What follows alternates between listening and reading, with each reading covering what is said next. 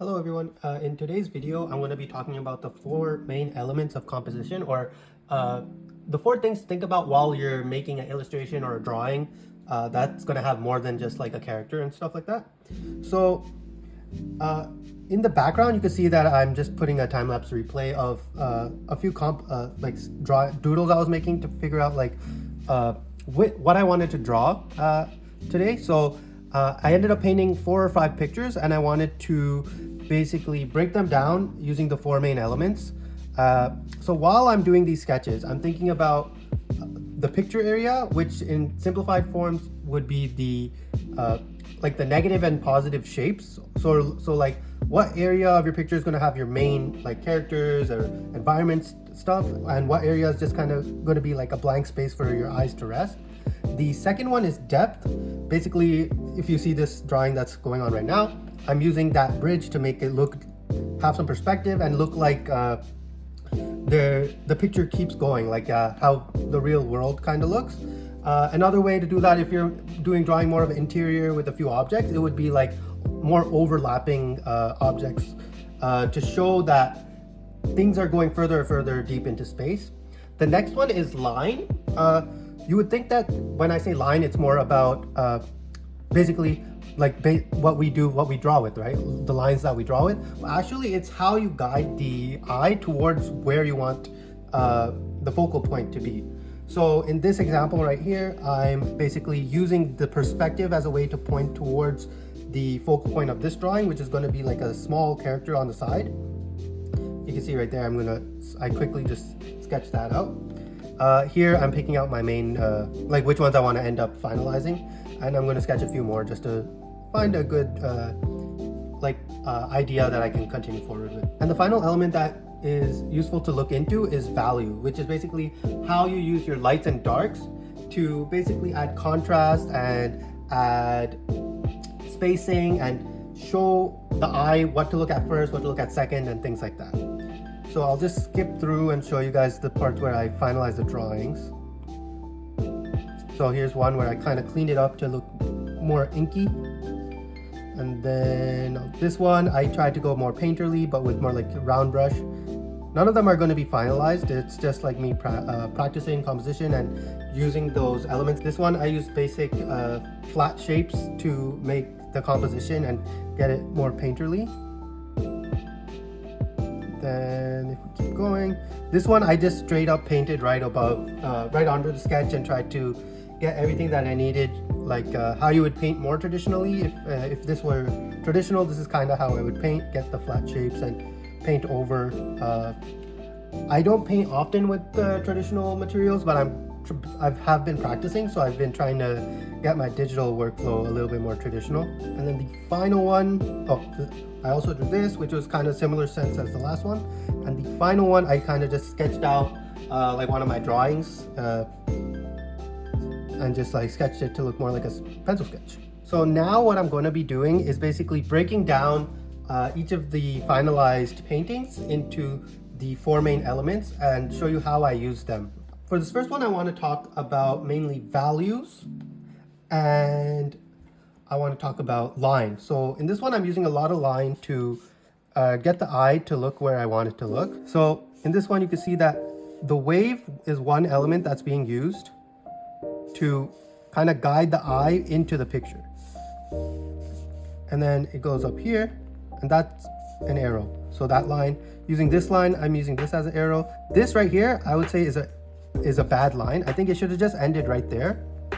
And then it would have been pointing straight directly towards the character.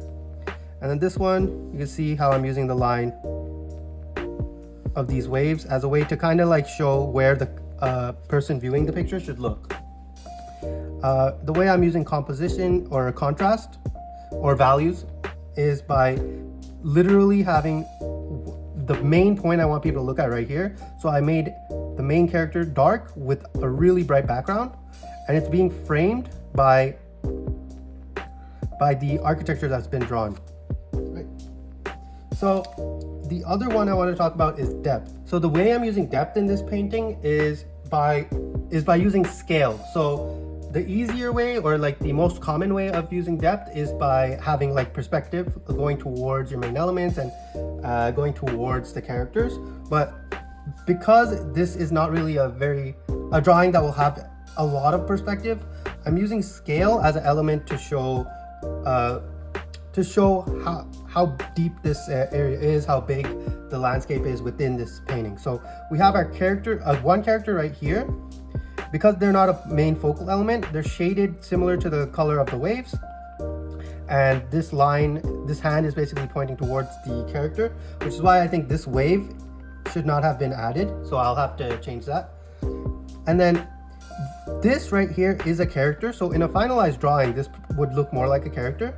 So just by using a larger character in the foreground and a smaller character in the background, I'm showing that there's depth within the image, and it helps to show that the composition isn't flat. So that's basically our silhouette of where to look. But because I used contrast to lighten up this area, and because this is a background element, our main focal point is this small thing right here. So let me see what happens if I take this out. So because this is so small, and the scale of it is very different from all these other objects. So this was the silhouette of the hand, and this was another architecture piece, but because it's around, like, it looks similar to these shapes that I drew over here, this small element looks more distinctive when you compare it to the rest of the picture. So that's basically how I used the four main elements on this painting. So for my next painting, let's see how I used the picture area to get the eye to focus on my focal point. So in this one, there's a lot more area of rest where it's just kind of a blank space. So like I would say all of this area is basically just blank emptiness that you don't really have, like the eye has kind of nowhere to focus on any like main element. But then as you go deeper and closer to what my main element is, which is this character, I added a little bit more detail, like on this rock, near the waterfall edges over here. And it kind of guides you towards that main focal point. Even though it's a very small part of the picture, it does like lead the eye towards that with just using the picture area. So, and then speaking of leading the eye, the way that line was used is basically the same as the last one. I basically have one curve that kind of guides the eye towards this center area, and it kind of traps you in, basically. If I were to improve on this one, I would add a few more like elements of trees or something, kind of to like point out like, hey, go back to here. Look back at the focal point. So that's one thing I could have improved on. Like even here, if you follow this, it'll go straight down. But if you follow the line of the rock formations in the foreground, it kind of goes down correctly. But then it has enough space for you to kind of jump out of the picture. So what I can do is kind of block it. So let's see how it looks without it. So right here, this kind of still, this line, oops.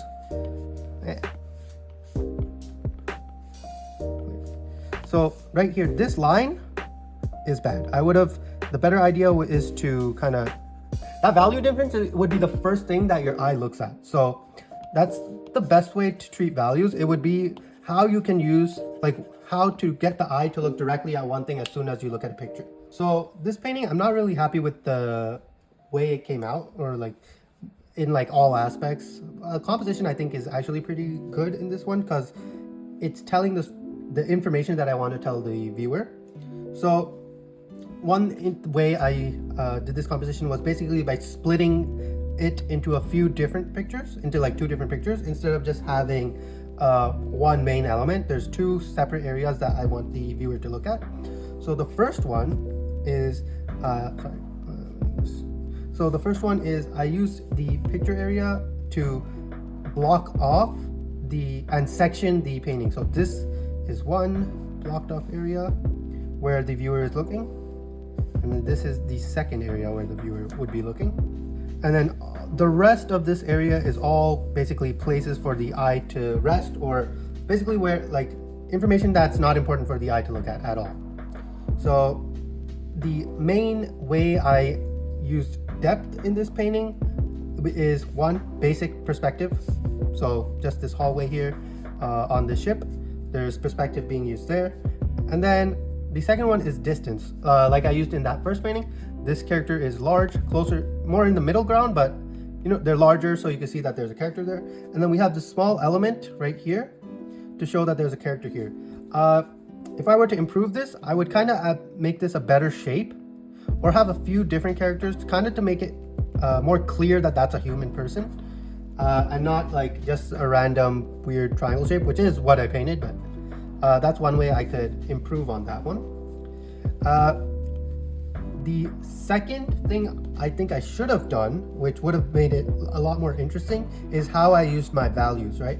So this, I did a dark object in a light space. So in this case, these are like clouds that this whale is going through. But here, I basically used the same method of dark on light to show that there's a character here. Instead, it would have been more interesting if I kind of darkened out this area and maybe gave the character more like a white suit. Let me just quickly, to kind of pop them out in the scene. And maybe story-wise, I could have had like a deal going on or something. So this character's been here. And then there would be another character kind of just leaning over, talking. I don't know. But there would have been like better ways to improve both storytelling in this scene and composition. The other thing that was used in this was using values. I kind of had a pattern of like shadow and light. You can see I kind of tried drawing the correct shadows going over here, the way they're moving. But these kind of block the eye, right? They look kind of like steps that kind of stop the eye from moving a bit further deeper.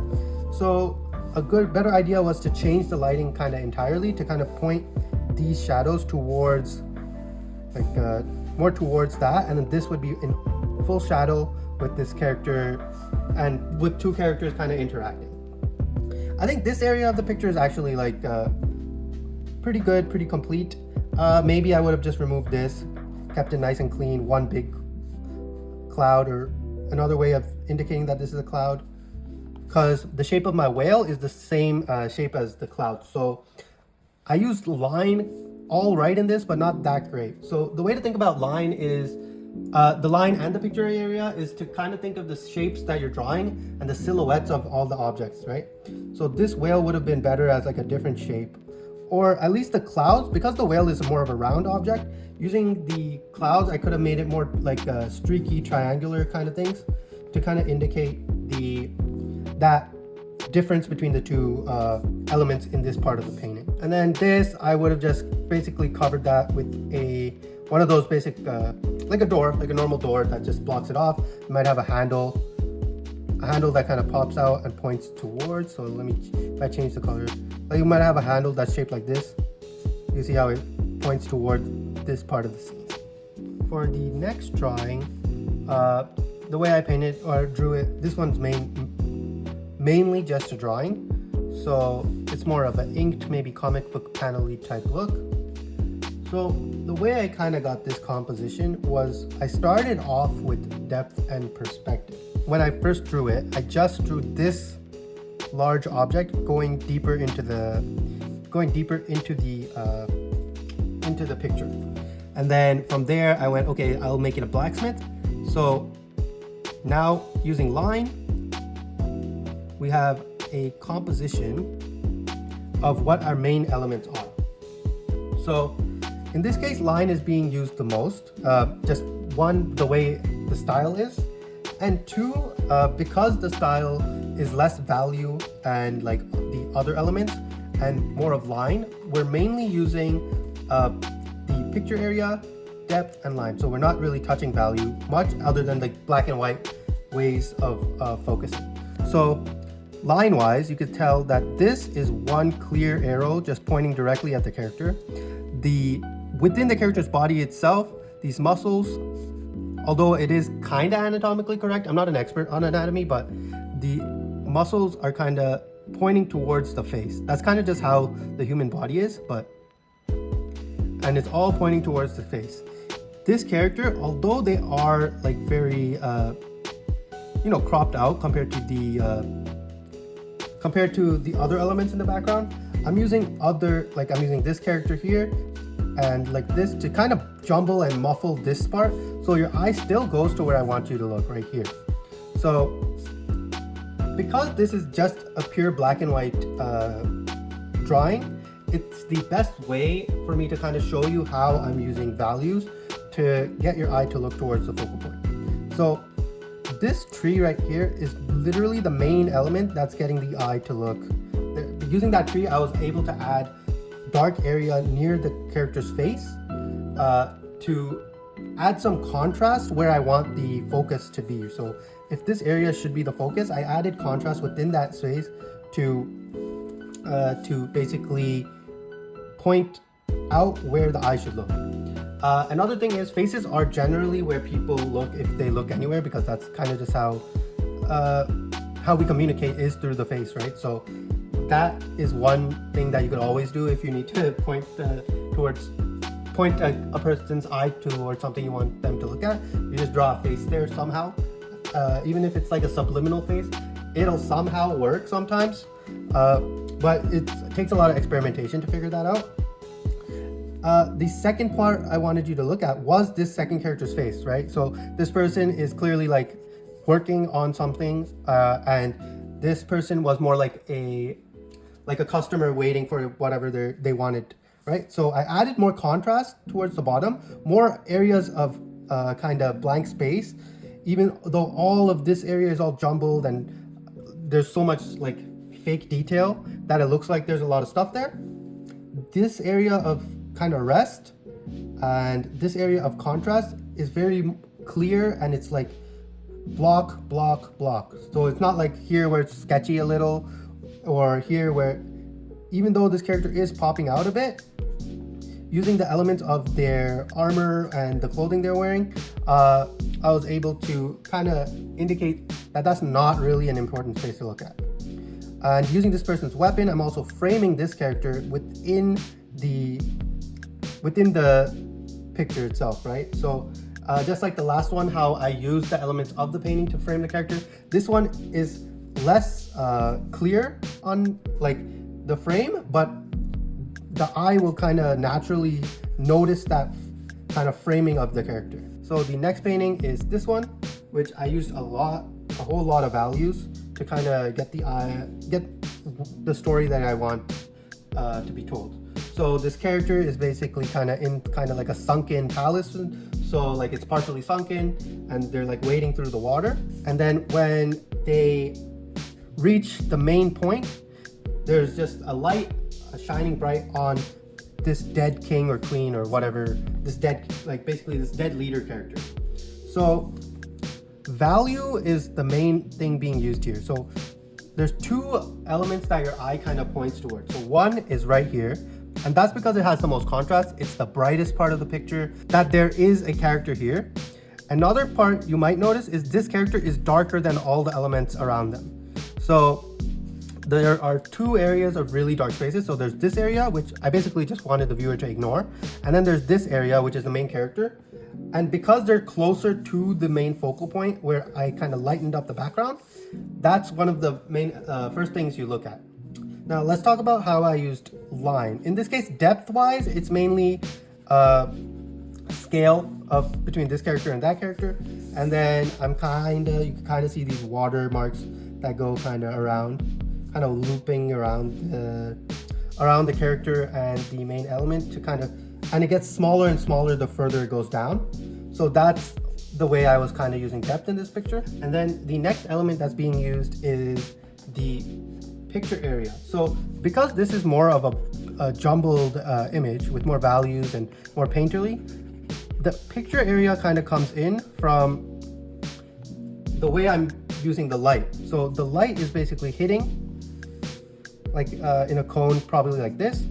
So now we have a frame that I have made using the character and basically this area of the picture to point where the main focal point is. So within that, I'm using values to point out what the main focal point is. And then to tell the story, we know that this character's silhouette is going towards it, towards that skeleton to see like what it was. It's like more of a thing that they just discovered. That's how I kind of use the picture area, mainly the silhouette of the character being pointing towards and framing this main skeleton, because the rest of the area is all kind of jumbled and like the values aren't different.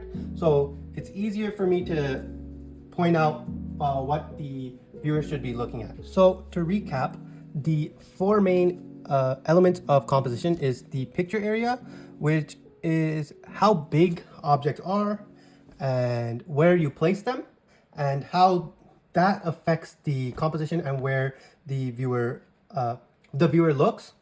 The second one is depth, to show how much space and gives the presence of space within your image by using kind of scale and using perspective to add that sense of distance. The next one is line, which is the outline that encloses everything in your drawing.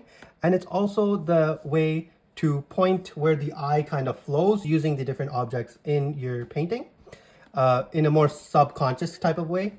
And the final element is value, which is how dark or light something is, and using contrast and different patterns of light and dark to indicate what your focal point is. It's also a way to tell the story and how the story in terms of like how bright it is, how dark it is, which changes kind of how the viewer senses the mood of an image. So next week, what I'll be doing is going further into the picture area and how you could use different techniques which within just picture area to tell whatever stories you want to tell.